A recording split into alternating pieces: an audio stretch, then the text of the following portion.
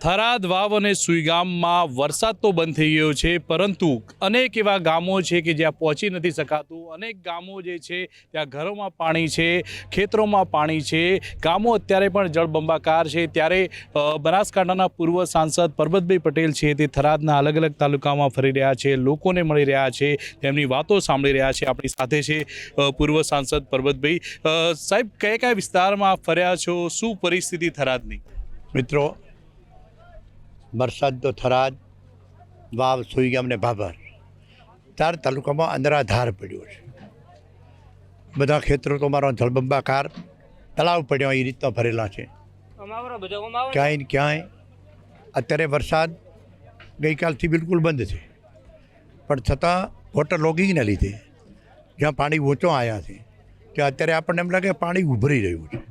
Automatic પાણી જમીનમાંથી ઉભરી રહ્યું હોય એવા દ્રશ્યો દ્રષ્ટિમાન થયા છે. ક્યાંક ક્યાંક ગામમાં મોટે ભાગે અમારી તકલીફો એવી થઈ છે કે અમે 95% ખેતરોમાં રહેવા જતા રહ્યા, ફાર્મ હાઉસમાં રહે છે.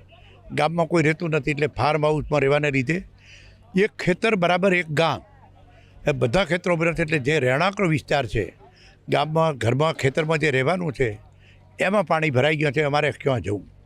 આમાં વધારેમાં વધારે મુશ્કેલી ભરડાસર, તાખુઆ, આંતરોડ કે આ ગામ એવા છે કે ભરડાસરમાં તો 100 ઘર કે જો શાળા પણ પાણીમાં છે, આંગણવાડી પણ પાણીમાં છે, સરકારી કોઈ મિલકત પાણી વગરની નથી, ઘરોમાં પણ પાણી ભરવાના છે. તો એકબીજાના ઘેર એ ખસેડીને એકબીજાને ઘેર મૂકવા પડ્યા છે. વહીવટીતંત્ર ખૂબ બધે છે, પણ કુદરત આગળ મારીને તમારી કરામત કામ લાગતી નથી. ગામ લોકો પણ બધે ખૂબ મથે છે, પણ ક્યાંક ક્યાંક એકાદ બે જણની ભૂલને લીધે જમીન સરકારી હોય, રસ્તામાં આડબંધ કરી દીધા હોય, રસ્તો બંધ કર્યો હોય અને પાણીનો નિકાલ બંધ થયો હોય. આ સમસ્યા પણ અમે જાતે ઊભી કરી છે. અમે જાતે ઊભી કરી છે એવું મારે એટલા માટે કહેવું પડે કે 77નું આના કરતાં ભયંકર ફ્લડ હતું. 3 મહિના રેલ નદી મારી ચાલી હતી, પણ પ્રધાને કોઈ ગામડામાં આવી તકલીફ પડી નથી.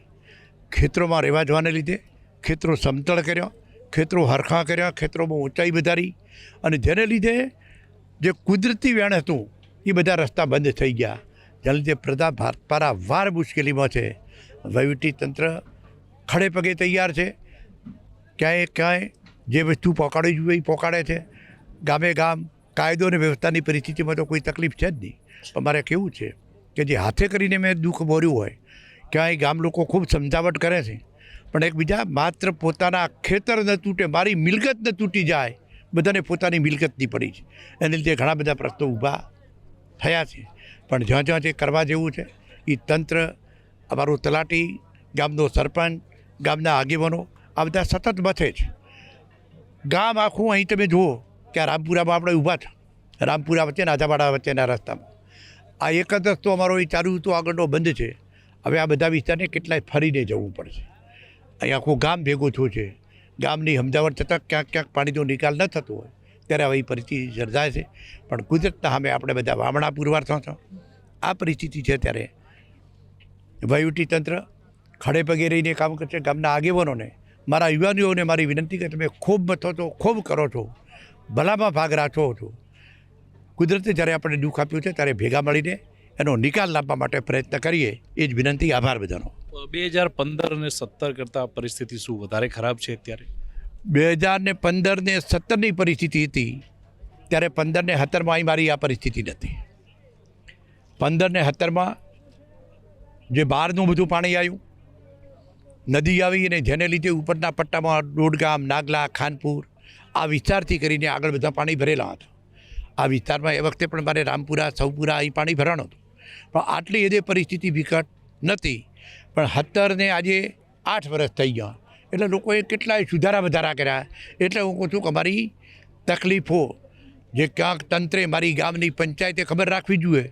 પંચાયતનો સરપંચ તો કોઈનું કામ અટકાવી શકતો ન હોય, એ રીતે ક્યાંક ને ક્યાંક થયું છે, જેની લીધે આ પરિસ્થિતિ છે.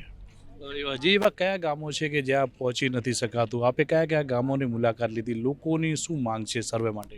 બસ લોકોને તો શું છે કે અત્યારે આ પરિસ્થિતિ છે, એમાં તો લોકો પણ સમજે છે કે કુદરતને આપણે પહોંચી શકવા નહીં.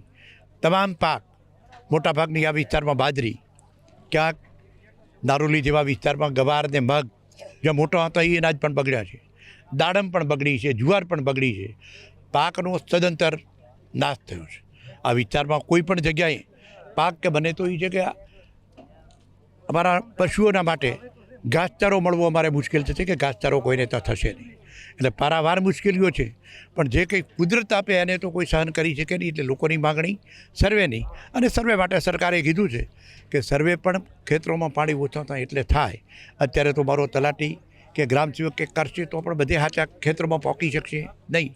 એટલે સર્વેવાળી વાત, પાક નુકસાનીની વાત, એ સરકાર જે નીતિ નક્કી કરે એ પ્રમાણે ખેડૂતોને વળતર મળે એ પણ સરકારને આગળ વિનંતી કરું. આ હતા પરબતભાઈ પટેલ સાંસદ. તેમનું કહેવું છે કે જે સંપૂર્ણ પાક છે, જે થરાદ તાલુકાના ગામોમાં સંપૂર્ણ પાક નાશ ગયો છે અને ટૂંક જ સમયમાં સરકાર દ્વારા સર્વે પણ હાથ ધરવામાં આવશે તેવું પૂર્વ સાંસદ પરબતભાઈ પટેલનું કહેવું છે. કિશોર તુવર, ન્યૂઝ 18 ગુજરાતી, થરાદ.